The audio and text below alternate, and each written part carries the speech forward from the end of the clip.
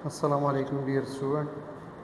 आज हमारे पास 9th क्लास का टॉपिक है एमयू डिस्कस करेंगे कि एमयू क्या है और कब यूज़ करते हैं, ग्राम और किलोग्राम में जो है ये किस वैल्यू के बराबर है।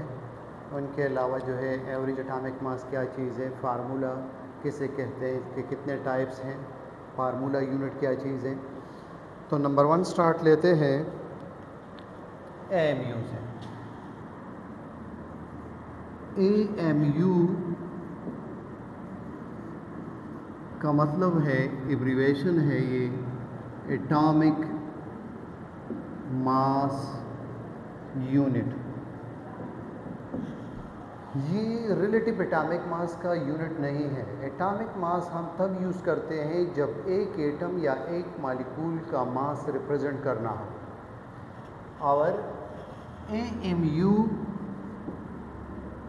इक्वल है 1 mu इक्वल टू 1 डाल्टन, या इनके अलावा 1 यूनिफाइड मास। ये यूनिट भी इस्तेमाल होते हैं एएमयू के अलावा। इनको हम किस तरह डिफ़ाइन कर सकते हैं कि एएमयू क्या है।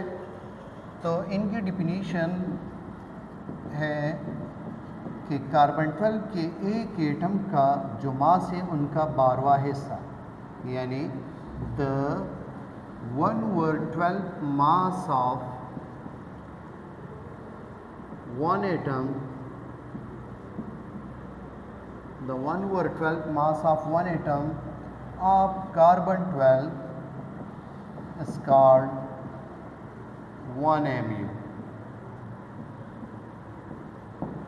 कार्बन 12 के एक एटम का जो मास है उनका 12वां हिस्सा 1 mu कहलाता है, या 1 डाल्टन कहलाता है, या 1 यूनिफाइड मास कहलाता है। अब इस चीज़ को हम मैथमेटिकल फॉर्म देते हैं कि कार्बन 12 के एक एटम का मास क्या है और उनके 12वां हिस्सा जो है उसके लिए क्या वैल्यू आएगी। तो नंबर 1 हम यहाँ पर लिखते हैं कि कार्बन 12 जो है उनका जो 12 mu मास है, इनको अगर हम ग्राम में रिप्रेजेंट करें, यानी मैं 12 ग्राम लिख दूँ, 12 ग्राम पर मोल, यानी मोलर मास लिख दूँ, तो इसका क्या मतलब है। यानी जिस तरह हम कहते हैं कि जब किसी एलिमेंट का एटॉमिक मास या मॉलिक्यूल का मॉलिक्यूलर मास या फार्मूला यूनिट का फार्मूला मास ग्राम में रिप्रेजेंट करते हैं तो उसको मोल भी कहा जाता है, यानी 12 ग्राम पर मोल। इसका मतलब ये है कि ये 1 मोल के बराबर है। और 1 मोल में एवोगैड्रो नंबर पार्टिकल होते हैं, यानी 6.023 × 10⁻23। अब ये कार्बन जो है एलिमेंटल स्टेट में, यहाँ पर हम लिखेंगे कि इसमें इतने एटम्स होते हैं। हम कार्बन 12 के एक एटम का मालूम करना चाहते हैं कि इसका मास कितना है। तो इस बेसिक रिलेशन से हम किस तरह फाइंड कर सकते हैं। हम यहाँ पर लिख देंगे कि 6.023 × 10⁻23 atoms of carbon 12 equal to 12 gram, यानी ये 12 ग्राम के बराबर है। इतने एटम्स जो है कार्बन 12 के, ये 12 ग्राम के बराबर है। तो हम एक एटम का अगर मास मालूम करना चाहते हैं तो हम यहाँ पर लिख देंगे 1 atom of carbon 12 equal to, ये जो 12 ग्राम है इनको हम डिवाइड कर देंगे 6.023 × 10⁻23, एवोगैड्रो नंबर से डिवाइड कर देंगे। तो हमारे पास इससे आंसर आएगा 1.99 × 10⁻23 ग्राम। ये जो है कार्बन 12 के एक एटम का मास हमारे पास आया, और हमने एएमयू को डिफ़ाइन किया था कि ये कार्बन 12 के एक एटम का 12वां हिस्सा है। तो इस वैल्यू को हम 1/12 से डिवाइड कर देंगे, यानी 1 AMU इक्वल टू, डिफिनीशन के मुताबिक 1 AMU हमने डिफ़ाइन किया था कि कार्बन 12 के एक एटम का 12वां हिस्सा, तो ये एक एटम का मास आया ग्राम पर एटम, ये आपके पास ये आंसर आया। तो 1/12 मल्टीप्लाई 1.99 इंटू 10⁻⁻23, इसको जब डिवाइड करेंगे तो इससे आंसर आएगा 1.66 या 67 इंटू 10⁻⁻24 ग्राम। यानी 1 AMU ग्राम में 1.67 इंटू 10⁻⁻24 ग्राम के बराबर है। यानी अगर पेपर में इस तरह आ जाए कि आप जो है AMU relation between AMU and gram और AMU के बीच में जो है क्या रिलेशन है ये प्रूफ करे, तो आप जो है ये कैलकुलेशन उसके लिए कर सकते हैं कि 1 AMU 1.67 इंटू 10⁻⁻24 ग्राम के बराबर है। इस ग्राम को अगर हम किलोग्राम में कन्वर्ट करना चाहें तो फिर हम इनको डिवाइड करेंगे 1000 से। अगर इसको हम 1000 से डिवाइड करेंगे तो इससे आंसर आएगा -24 के बजाय -27 आ जाएगा। तो ये हो जाएगा 1.67 इंटू 10⁻⁻27 किलोग्राम। तो ये MCQs भी याद रखें और ये रिलेशन भी याद रखें कि 1 AMU जो हम कहते हैं कि कार्बन 12 के एटम का जो 12वां हिस्सा है, 12 पार्ट है कार्बन 12 का, वो 1 AMU कहलाता है। तो ये ग्राम में 1.67 इंटू 10⁻⁻24 के बराबर है और किलोग्राम में 1.67 इंटू 10⁻⁻27 किलोग्राम इसके बराबर है। तो ये था AMU।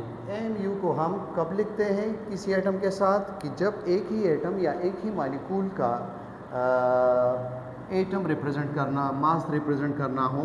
हम अक्सर जो है ये सोचते हैं कि ये रिलेटिव एटॉमिक मास का यूनिट होगा, लेकिन रिलेटिव एटॉमिक मास रेशो है, उसका अपना यूनिट नहीं है।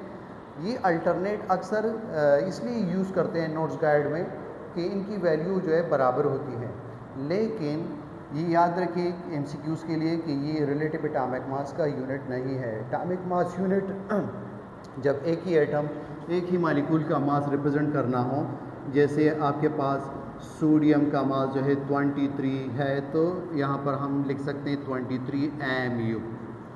H2O का जो मास है हाइड्रोजन का 1, यहाँ पे 2 हाइड्रोजन मौजूद है, मल्टीप्लाई 2 प्लस ऑक्सीजन का है 16, तो 2 + 16 ये आ गया 18। तो इनके साथ ये एक ही मॉलिक्यूल को जो है रिप्रेजेंट करना चाहते हैं, तो 18 AMU। लेकिन अगर मैं यहाँ पर इस तरह लिख दूँ कि 18 ग्राम पर मोल, तो ये एक H2O का मास नहीं है बल्कि 1 मोल H2O का है, यानी 18 ग्राम पर मोल यानी 6.023 इंटू 10⁻23 एटम्स का जो है ये 18 ग्राम मास होगा। इसका ये मतलब है। इनको हम मुख्तसरन मोलर मास भी कहते हैं, मोलर मास। इससे आप स्क्रीनशॉट ले लें, इनको साफ करते हैं और फिर इसके बाद जो है एवरेज एटॉमिक मास इनको डिस्कस करते हैं।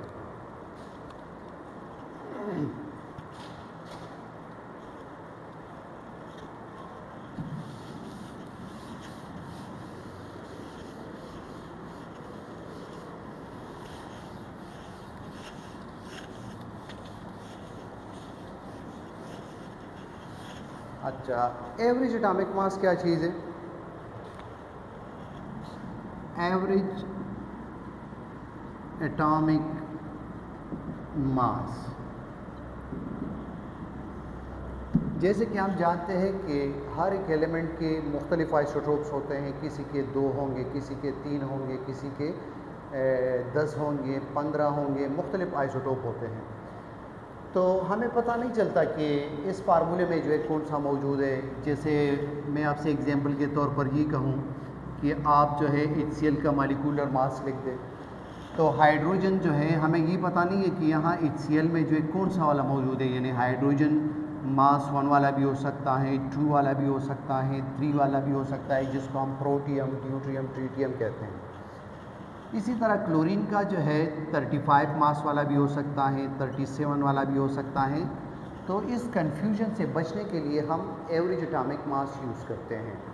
जैसे हाइड्रोजन के लिए मोस्टली हम 1.008 या राउंड ऑफ 1 यूज़ करते हैं। क्लोरीन के लिए 35.5।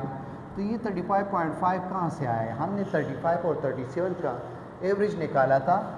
अब हमें ये ज़रूरत ही नहीं है कि हम ये सोचें कि HCl में क्लोरीन कौन सा मौजूद है या हाइड्रोजन कौन सा आइसोटोप मौजूद है, हम कौन सा मास रखें। तो इसलिए हम यानी अगर हम 37 रखेंगे और यहाँ पर 3 रखेंगे तो आंसर ज़्यादा आएगा। इसी तरह क्लोरीन का अगर 35 रख दे, हाइड्रोजन का 1 रख दे, तो फिर आंसर कम आएगा। तो इसलिए हम एवरेज एटॉमिक मास जो है यूज़ करते हैं। तो एवरेज एटॉमिक मास को नंबर 1 हम किस तरह जो है डिफ़ाइन कर सकते हैं कि ये हमारे पास the sum of atomic masses of all isotopes of an element, the sum of atomic masses of all isotopes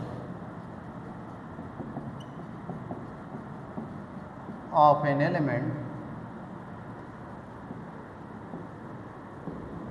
each one multiplied by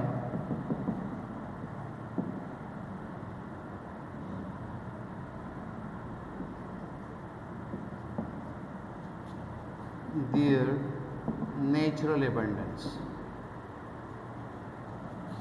यानी हम आइसोटोप के किसी एलिमेंट के जितने भी आइसोटोप्स हैं उसके एटॉमिक मासेस को ऐड करते हैं और हर एक को उसके नेचुरल एबंडेंस से जो है मल्टीप्लाई करते हैं एंड डिवाइड बाय 100 और 100 से जो है डिवाइड करते हैं। हम अगर नेचुरल एबंडेंस को अगर हम ये डिफिनीशन चेंज करना चाहें, अगर हम यहाँ पर नेचुरल एबंडेंस के बजाय ये लिख दें कि each one multiplied by their fractional natural abundance, यानी अगर हम पहले से वो नेचुरल एबंडेंस फ्रिक्शन में ले लें, यानी पहले से हम अगर डिवाइड कर दें 100 से तो फ्रिक्शनल नेचुरल एबंडेंस होगा। तो फिर फार्मूले में जो है डिफिनीशन से हम ये चीज़ स्किप कर देंगे और फार्मूले में जो है हम डिवाइड बाय 100 फिर नहीं लगाएंगे। अगर हम डिफिनीशन में ये लिखें कि multiply by the frictional natural abundance, इस तरह डिफिनीशन हम लिख दें तो इसका मतलब कि हमने पहले से इनको डिवाइड किया है। फॉर एग्जांपल आपके पास क्लोरीन 35 मास वाला जो है ये 75% नेचुरली पाया जाता है। ये आपको गिवन होगा कि ये नेचुरल एबंडेंस है और ये जो है इनका मास है। इसी तरह क्लोरीन 37 जो है ये नेचुरली 25% जो है मौजूद होता है। तो हम इनको किस तरह सॉल्व कर सकते हैं? एवरेज एटॉमिक मास का जो है कौन सा क्या फार्मूला होगा? तो इनके लिए हम फार्मूला ये लिखेंगे कि average atomic mass equal to mass of first isotope. आप किसी को भी फर्स्ट आइसोटोप का नाम दे दे, एक आइसोटोप ये लिख दे mass of first isotope multiply by their natural abundance. और इनको इसी तरह जो और इनके आइसोटोप्स होंगे 2, 3, 4, तो इसी तरह बार बार ये लिखते चले जाएंगे। यानी मैं यहाँ पर लिख दूँ कि मास ऑफ सेकंड आइसोटोप। अब मैंने क्लोरीन का एग्जांपल ले लिया तो मैं 2 दफ़ा सिर्फ लिख दूंगा। एक आइसोटोप क्लोरीन 35 वाला है और दूसरा जो है 37 वाला। तो mass of first isotope multiply by their natural abundance, mass of second isotope multiply by their natural abundance. Natural abundance के लिए मैंने एब्रीविएशन NA लिख दिया कि ज़्यादा लेंथी ना हो। नेचुरल एबंडेंस को अगर मैं इस परसेंटेज के साथ रख दूँ, यानी पहले से डिवाइड ना करूँ, तो फिर जो है फार्मूले में मैं यहाँ पर डिवाइड बाय 100 में टोटली इनको जब कैलकुलेट करोगे तो 100 से डिवाइड करोगे। यानी ये जो हमारे पास क्लोरीन 35 मास वाला है तो मास ऑफ फर्स्ट आइसोटोप ये 35 मल्टीप्लाई बाय, ये आपके पास जो है 75% मौजूद है तो मैं ये लिख दूंगा, प्लस सेकंड आइसोटोप जो है 37 मास है और ये नेचुरली 25% पाया जाता है। हमें किस तरह पता चला कि 25%? ये मास स्पेक्ट्रोस्कोपी से हमें पता चलता है कि उसकी पीक की हाइट रिलेटिव एबंडेंस कितना है। फ़िलहाल आप 9 के लेवल पे ये याद रखें कि नेचुरल एबंडेंस जो है ये मास स्पेक्ट्रोमेट्री एक तरीक़ाकार है जिससे हमें पता चलता है कि इस एलिमेंट का एटम का मास क्या है और ये नेचुरली कितना पाया जाता है। स्पेक्ट्रम उनका जो ग्राफ होगा उनकी हाइट हमें बताती है कि इसकी नेचुरल एबंडेंस क्या है, यानी इनका पीक जो है स्पेक्ट्रम ग्राफ में ये 75 तक जो है इनकी हाइट होगी और जो 37 वाला होगा उनकी हाइट जो है 25 तक उनकी जो है हाइट होगी परसेंटेज। अब जो है पहले आप इनको जो है मल्टीप्लाई करेंगे, इनको इनके साथ मल्टीप्लाई करेंगे, इनको आपस में ऐड करेंगे और इनको फिर जो है हम 100 से डिवाइड करेंगे तो इससे हमारे पास आंसर आएगा 35.5। ये आंसर आएगा। ये आपके पास जो है ये आपने एवरेज एटॉमिक मास को आपने कैलकुलेट किया, ये आपके पास है एवरेज एटॉमिक मास, यानी ना हमने 35 वाला यूज़ किया और न 37 वाला, बल्कि इनको उसके नेचुरल एबंडेंस से मल्टीप्लाई करके ऐड कर दिया और 100 से डिवाइड कर दिया। तो फर्स्ट जो डिफिनीशन लिखी थी उसके लिए ये फार्मूला होगा। लेकिन मैं अगर ये सेकंड वाला ये अप्लाई कर दूं कि each one multiplied bye there frictional natural abundance, तो फिर ये वाला जो डिवाइड बाय 100 है इनको डिफिनीशन से आप हटा देंगे, क्योंकि जब मैं इनको पहले से डिवाइड करूँगा कि डिवाइड बाय 100 तो इससे आएगा 0.75, नेचुरल एबंडेंस ये हो जाएगी, और जब 25 को 100 से डिवाइड करूँगा तो इससे आएगा 0.25।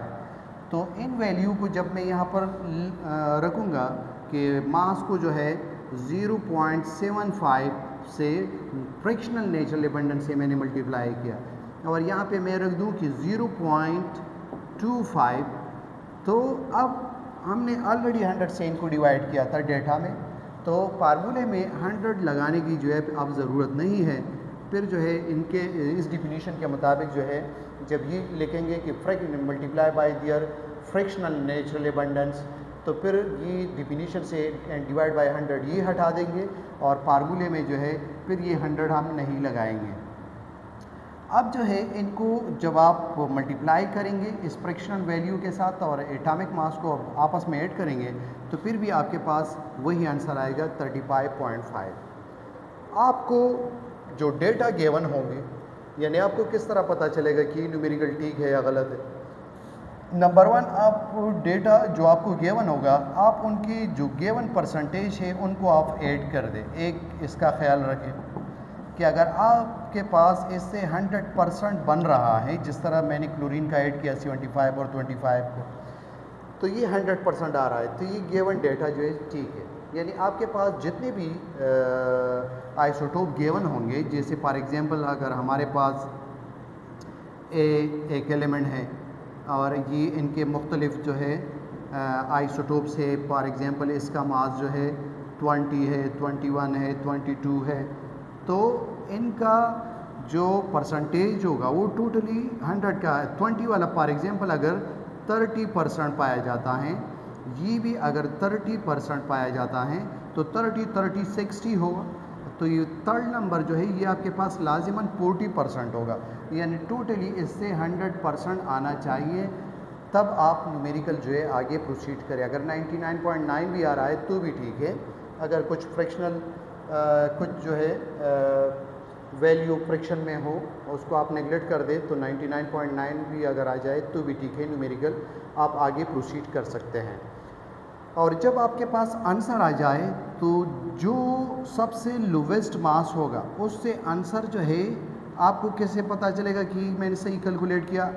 20 से आंसर ज़्यादा होगा और 22 से जो है कम होगा। जैसे हमारे पास यहाँ पर क्लोरीन एक का मास 35 था और दूसरे का 37, तो हमारे पास 35 से आंसर जो है एवरेज एटॉमिक मास ये ज़्यादा आया और 37 से जो है कम आया, तो 35.5 जो है ये आंसर करेक्ट है। इससे हमें पता चलता है, एक जब आप न्यूमेरिकल सॉल्व करेंगे तो आप डेटा जो आपको गिवन होगी नेचुरल एबंडेंस को आप ऐड कर देंगे, उससे वापस 100% बन रहा है।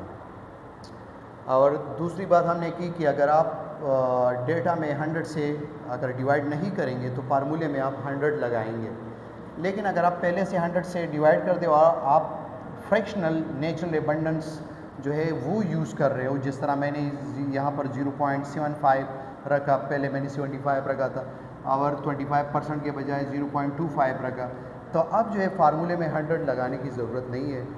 तो ये था हमारे पास एवरेज एटॉमिक मास, और इनका आंसर का हमने बताया कि जो सबसे कम मास का होगा उससे आंसर ज़्यादा आएगा और जो हाईएस्ट होगा उससे कम होगा। तो इससे आपको आंसर का पता चलेगा कि ये करेक्ट है। और इनका हमने इम्पोर्टेंस आपको स्टार्ट में बता दिया कि हम किस लिए यूज़ करते हैं। जैसे हमारे पास हैं सोडियम क्लोराइड, अगर मैं आपसे कहूँ कि इनकी जो है फार्मूला मास आप कैलकुलेट करें तो सोडियम के 20 आइसोटोप्स हैं या क्लोरीन के 2 आइसोटोप्स हैं, तो आप कंफ्यूज होंगे कि हम 35 मास रखें या 37 रखें, सोडियम के जो है 23 रखें, 24 रखें, कौन सा मास हम रखें। तो इसलिए हम एवरेज एटॉमिक मास जो है यूज़ करते हैं कि हमें एक एटम का फार्मूले पता नहीं चलता कि यहाँ पर कौन सा वाला मौजूद है, तो इसलिए हम एवरेज एटॉमिक मास को यूज़ करते हैं। तो ये थे उनके फार्मूले जिसके ऊपर न्यूमेरिकल भी आ सकता है, और ये उनका स्टेटमेंट जो डिफिनीशन है, तो उसके मैंने 2 तरीके बताए और फार्मूले भी बताए। तो इनका आप स्क्रीनशॉट ले लें। तीसरा छोटा सा टॉपिक है फार्मूला, उनको डिस्कस करते हैं।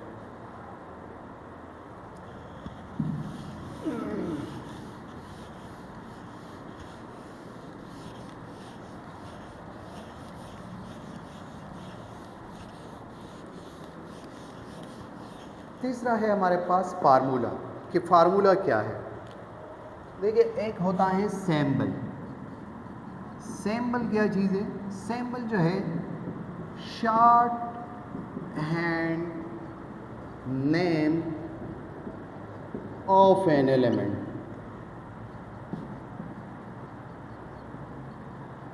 एलिमेंट के लिए जो हम शॉर्ट हैंड नेम यूज़ करते हैं वो सैम्बल कहलाता है, या इस तरह भी कह सकते हैं द एब्रिविएटेड नेम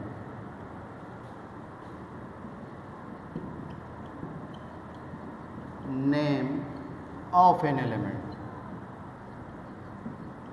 किसी एलिमेंट का जो एब्रिविएटेड नाम होगा वो सैम्बल कहलाता है। जैसे हमारे पास है हाइड्रोजन, तो हम पूरा हाइड्रोजन जो है नहीं लिखते, बल्कि इनके बजाय सिर्फ H लिख लेते हैं। इसी तरह हमारे पास है हीलियम, तो हम पूरा हीलियम बार बार नहीं लिखते, सिर्फ इनके प्रेजेंटेशन के लिए HE लिखते हैं। तो सैम्बल जो है ये एलिमेंट का होगा। एलिमेंट को हमने पहले डिस्कस किया था कि जो सेम काइंड ऑफ एटम पर मुश्तमिल हो वो एलिमेंट कहलाता है। ये सिंपलेस्ट फॉर्म ऑफ मैटर है, इसको हम मज़ीद मुख्तलिफ़ चीज़ों में डिवाइड नहीं कर सकते। तो जब आपके पास पीरियोडिक टेबल में जितने एलिमेंट हैं, अगर उनका नाम सेम अल्फ़ाबेट से स्टार्ट हो रहा है तो हम फिर सेकंड अल्फ़ाबेट उनके साथ ऐड कर देते हैं, लेकिन सेकंड अल्फ़ाबेट स्मॉल होगा और फर्स्ट अल्फ़ाबेट जो है कैपिटल लेटर में होगा। जैसे आपके पास कार्बन है, तो कार्बन को सिर्फ C से हम रिप्रेजेंट करते हैं। इसी तरह हमारे पास क्रोमियम है, तो ये भी C से स्टार्ट हो रहा है, तो इनको हम CR से जो है रिप्रेजेंट करते हैं। इसी तरह आपके पास क्लोरीन है, तो इनके लिए सैम्बल जो है हम Cl लिखते हैं। लेकिन अगर सेकंड अल्फ़ाबेट आपने कहीं देख लिया कि ये भी कैपिटल है और फर्स्ट वाला भी कैपिटल है, तो फिर वो एलिमेंट नहीं होगा, कंपाउंड होगा। जैसे आपके पास HF अगर मैं इस तरह लिख दूँ, तो ये है हाफनियम, ये एलिमेंट है। हमें कैसे पता चला? सेकंड अल्फ़ाबेट स्मॉल है, तो इसलिए ये हाफनियम। लेकिन अगर मैं यहाँ पर HF कैपिटल इस तरह लिख दूँ, तो ये हाइड्रोजन फ्लोराइड, ये कंपाउंड है हाइड्रोजन फ्लोराइड। मुझे कैसे पता चला? सेकंड भी लेटर जो है ये भी कैपिटल है और फर्स्ट वाला भी कैपिटल है, तो हाइड्रोजन फ्लोराइड ये कंपाउंड है, एलिमेंट नहीं है। तो हमें इससे जो है इस तरह पता चलता है। अब हम जिक्र करते हैं फार्मूले का। फार्मूला जो है किसी कंपाउंड के लिए यूज़ होता है, तो उसमें जो है मुख्तलिफ एलिमेंट के सिंबल मौजूद होंगे। तो जब हम किसी कंपाउंड के जो सिंबल होते हैं सिंबॉलिकली रिप्रेजेंट करते हैं, तो उन्हें फार्मूला कहा जाता है। फार्मूला द सिंबॉलिक representation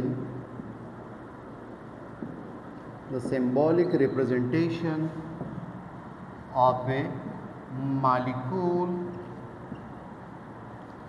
और कंपाउंड, या डायरेक्टली कंपाउंड भी लिख सकते हो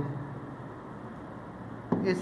और इनके अलावा along with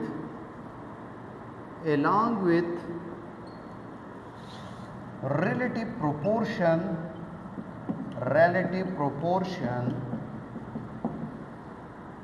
between atoms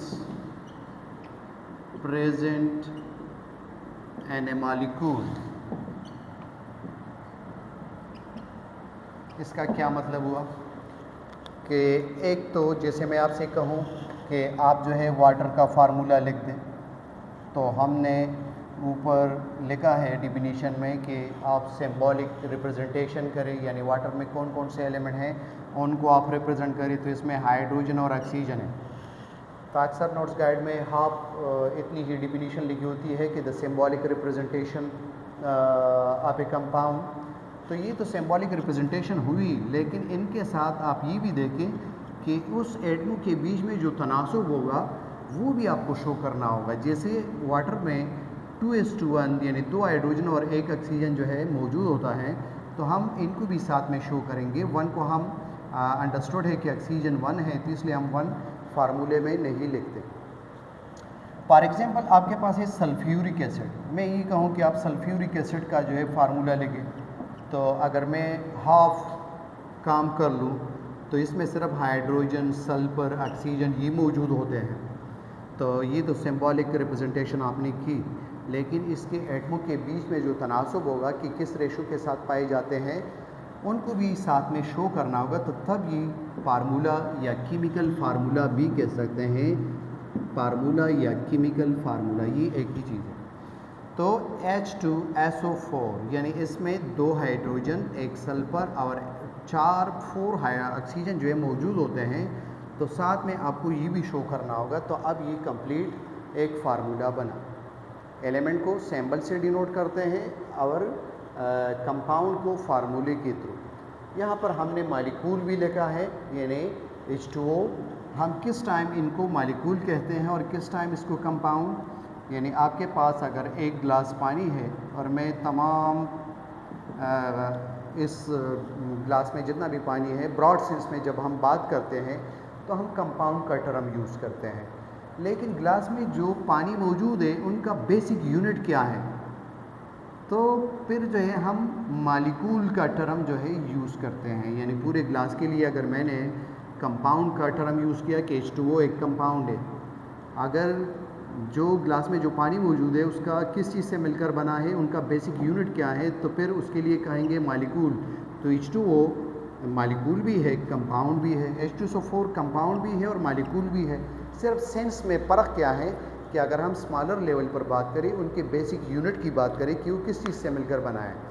जैसे फॉर एग्जांपल आपके पास दीवार है, वॉल, अगर पूरे वॉल को हम कंपाउंड कंसिडर करें तो उसका एक ब्रिक जो है, एक ईंट जो है, वो मॉलिक्यूल है। तो मॉलिक्यूल एलिमेंट के भी होते हैं और कंपाउंड के भी होते हैं। सिर्फ डिफरेंस ये है कि मॉलिक्यूल के जो एलिमेंट के जो मॉलिक्यूल है वो सेम काइंड ऑफ एटम से मिलकर बने होंगे। जैसे आपके पास Cl2 ये भी मॉलिक्यूल है, H2 भी मॉलिक्यूल है, F2 भी मॉलिक्यूल है, P4 भी मॉलिक्यूल है, इसी तरह S8 भी मॉलिक्यूल है। लेकिन ये एलिमेंट के मॉलिक्यूल है। हमें कैसे पता चला? ये सेम काइंड ऑफ एटम से मिलकर बने हैं। तो ये मॉलिक्यूल तो है लेकिन एलिमेंट के हैं। और जो कंपाउंड के मॉलिक्यूल होते हैं उसमें मुख्तलिफ एटम्स जो है मौजूद होंगे। और कंपाउंड की जो सिंबॉलिक रिप्रेजेंटेशन है वो केमिकल फार्मूला है। और एलिमेंट के लिए जो सिंबॉलिक रिप्रेजेंटेशन है वो जो है सिंबल कहलाता है, जैसे क्लोरीन के लिए Cl, हाइड्रोजन के लिए H, क्लोरीन के लिए F, यू यूज़ करते हैं। तो ये था हमारे पास केमिकल फार्मूला या फार्मूले के जो है कितने टाइप्स हैं इसको डिस्कस करते हैं कि फार्मूला जो है दो टाइप्स के हैं। एक हमारे पास होता है मॉलिक्यूलर फार्मूला और एक है एम्पिरिकल फार्मूला। मॉलिक्यूलर फार्मूला, दूसरा है एम्पिरिकल फार्मूला। तो मॉलिक्यूलर फार्मूला वो फार्मूला होगा, the type of formula which show the actual number of atom atoms present in a molecule। Molecule में असल जो एटमों की तादाद शो करे, यानी मॉलिक्यूल में जितने एटम मौजूद हैं और वही तादाद ये रिप्रेजेंट करे, तो हम कहेंगे कि मॉलिक्यूलर फार्मूला है। जैसे आपके पास ग्लूकोज का फार्मूला है C6H12O6, बेंजीन का जो है फार्मूला है C6H6। तो ग्लूकोज के मालिक्यूल में 6 कार्बन 12 हाइड्रोजन और 6 जो है ऑक्सीजन मौजूद है और वही ये शो कर रहा है, तो इसलिए इनको हम मॉलिक्यूलर फार्मूला कहेंगे। बेंजीन में जो है 6 कार्बन और 6 हाइड्रोजन होते हैं, तो ये मॉलिक्यूलर फार्मूला है। लेकिन अगर इसमें हम रेशो रिप्रेजेंट करें, यानी ऐसा formula, the type of formula which show the simplest whole number ratio,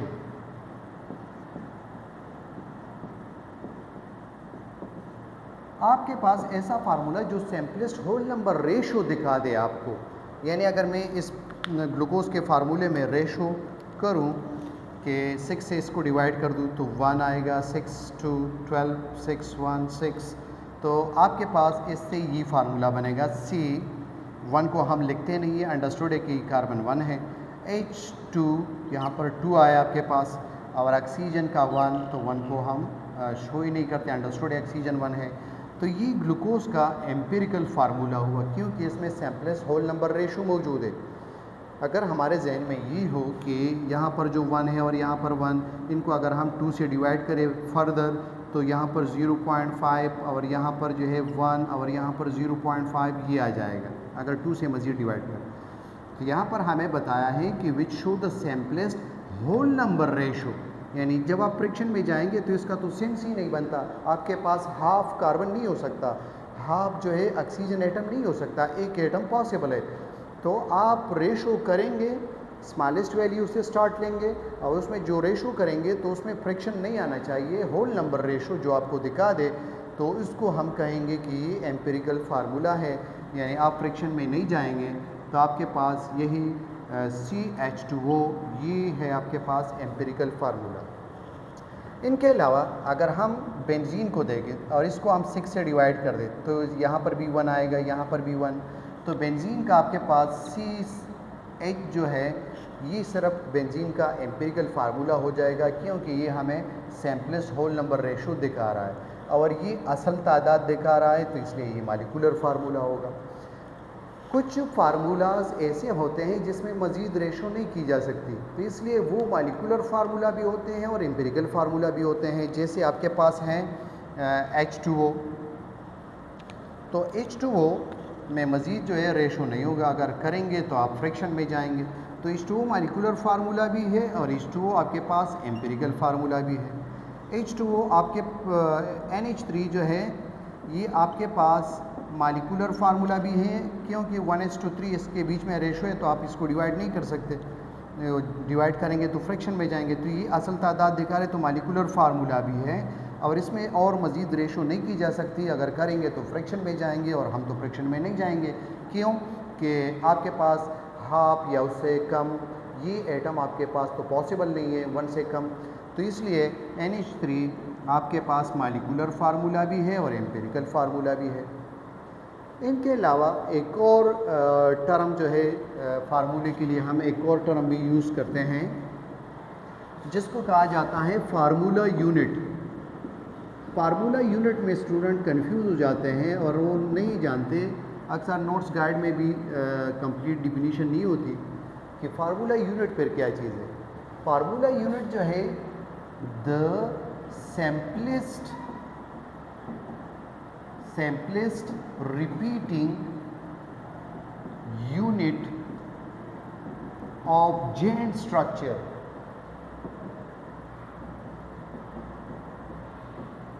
ये ज़रूरी नहीं है कि वो आयोनिक कंपाउंड हो। आयोनिक कंपाउंड का फार्मूला यूनिट से हम रिप्रेजेंट करते हैं, लेकिन उनके अलावा हमारे पास कोवेलेंट कंपाउंड भी बहुत सारे मौजूद है जिसका फार्मूला यूनिट होते भी मौजूद होता है।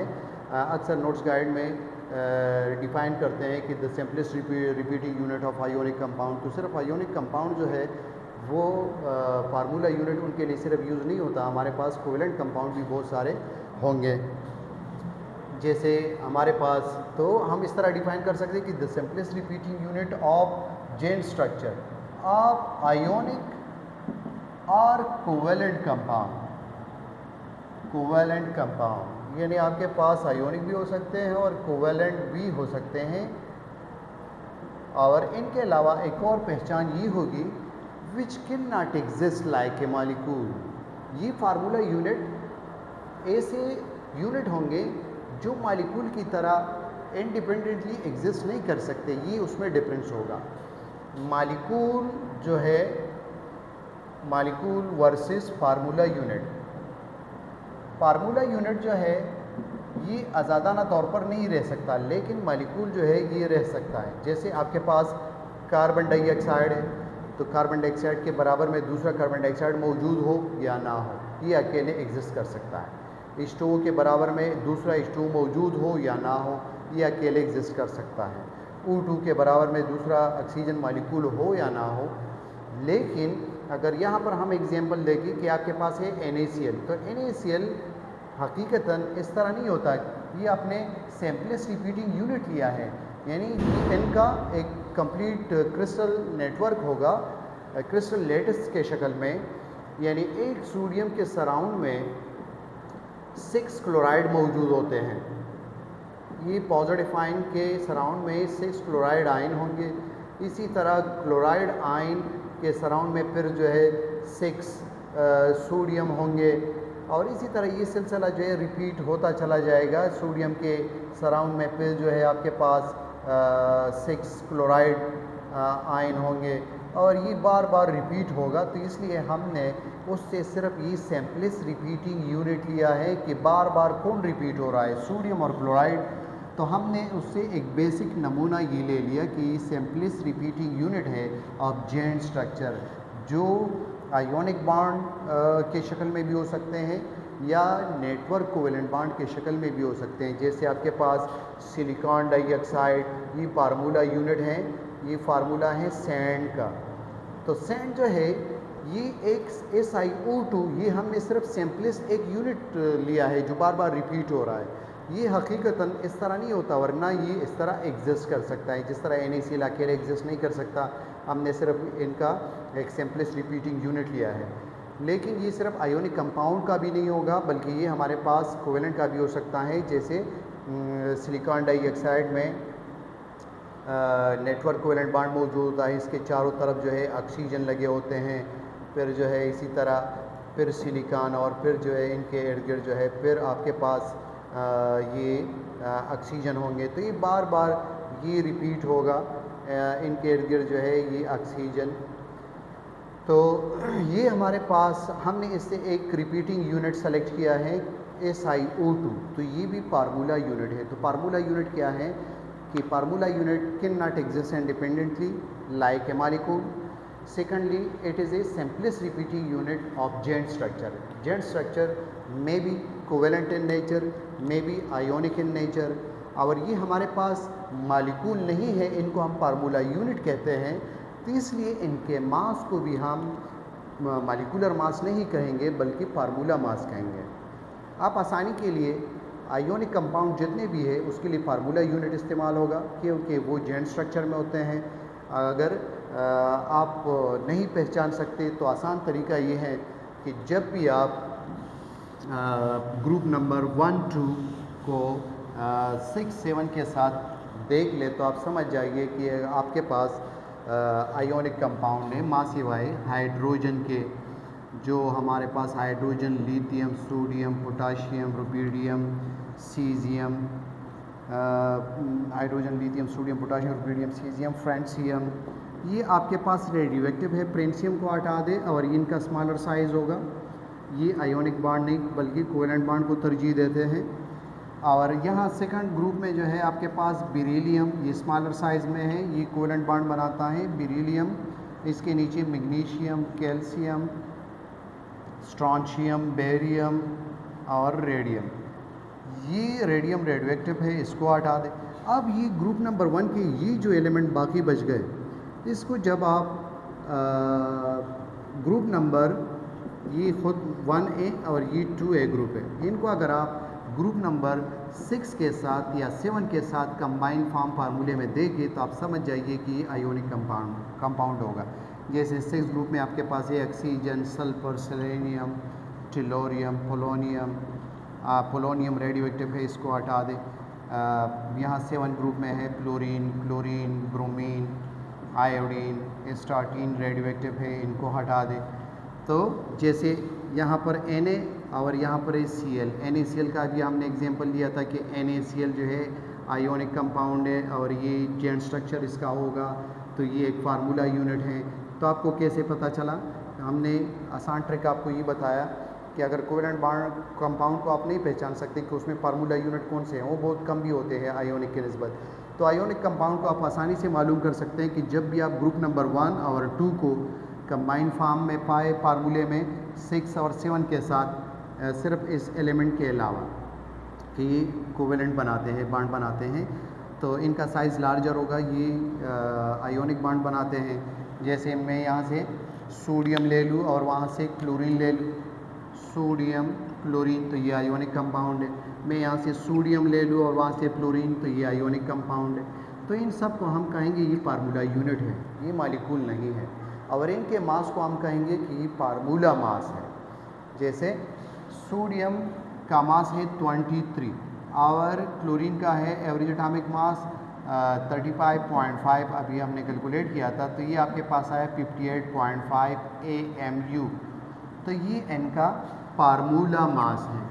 अगर मैं ये कहूँ कि इसका ग्राम फार्मूला मास क्या होगा या मोलर मास क्या होगा, तो सिर्फ AMU को हटा दें और इसके जगह ग्राम पर मोल यूनिट लिख दें, यानी 58.5 ग्राम पर मोल। अब ये जो है आपके पास इनको हम सिंपली मोलर मास कहेंगे। मोलर मास का मतलब मास ऑफ 1 मोल, यानी 58.5 ग्राम जो है पर मोल, एक ही मोल का इतना मास मौजूद है। जिस तरह हम कहते हैं कि पर हेड इतने पैसे आएंगे, पर मोल इसका इतना मास है एक मोल का। तो शॉर्टकट तौर पर इसको ग्राम फार्मूला मास, मैं एब्रीविएशन के तौर पर यहाँ पे लिख रहा हूँ ग्राम फार्मूला मास, ये भी कह सकते हैं। इनको हम मोलर मास भी कह सकते हैं और इनको सिंपल जो है फार्मूला मास कहेंगे, फार्मूला मास, जब AMU साथ में लिखा होगा। और जो हमारे पास मॉलिक्यूल होते हैं, जैसे आपके पास है कार्बन डाइऑक्साइड, तो कार्बन का मास है 12, ऑक्सीजन का मास है 16, यहाँ पर 2 एटम मौजूद है, तो 2 से मल्टीप्लाई करेंगे तो ये 32 और यहाँ पे आया 12, तो ये 44 ये मॉलिक्यूल था, तो इसके मास को हम कहेंगे कि ये मॉलिक्यूलर मास है। जब AMU साथ में लिखा होगा तो ये है मॉलिक्यूलर मास। और जब इनको हम ग्राम पर मोल में रिप्रेजेंट करते हैं कि 44 ग्राम पर मोल, तो ये ग्राम मॉलिक्यूलर मास है, ग्राम मॉलिक्यूलर मास। ये एब्रीविएशन स्टैंडर्ड नहीं है, ये पेपर में आप यूज़ नहीं करेंगे, मैं सिर्फ टाइम बचाने के लिए एब्रीविएशन यूज़ कर रहा हूँ। ये ग्राम मॉलिक्यूलर मास इसको कह सकते हैं, या इनके अलावा मोलर मास भी कह सकते हैं कि 1 मोल का इतना मास मौजूद है। तो ये था हमारे पास AMU, उसको डिस्कस किया, एवरेज एटॉमिक मास को डिस्कस किया, फार्मूले के टायर्स बता दिए, मॉलिक्यूलर फार्मूला एम्पिरिकल, और तीसरा चीज़ जो है फार्मूला यूनिट, ये जेंट स्ट्रक्चर के लिए यूज़ होगा कि आपने उससे बेसिक कौन सा यूनिट सिंपलेस्ट रिपीटिंग यूनिट को सेलेक्ट किया है तो उसको फार्मूला यूनिट कहेंगे। और नोट्स गाइड से हटकर हमने एक्स्ट्रा ये बता दिया कि ये ज़रूरी नहीं है कि वो आयोनिक कंपाउंड हो, कोवेलेंट में भी हो सकता है। मैंने सैंड का एग्जांपल दे दिया, silicon dioxide, silicon carbide, silicon nitride, ये इनके भी जेंट स्ट्रक्चर होते हैं और ये कोवेलेंट होते हैं। तो आप आयोनिक कंपाउंड के जेंट स्ट्रक्चर से सिंपलेस्ट रिपीटिंग यूनिट ले लें या कोवेलेंट कंपाउंड से जिसमें नेटवर्क कोवेलेंट बॉन्ड पाया जाता है, यानी कोवेलेंट बॉन्ड जब बार बार रिपीट होगा तो इसको हम नेटवर्क कोवेलेंट का नाम देते हैं। तो आज तक इतना ही, अपना ख्याल रखिएगा, शुक्रिया।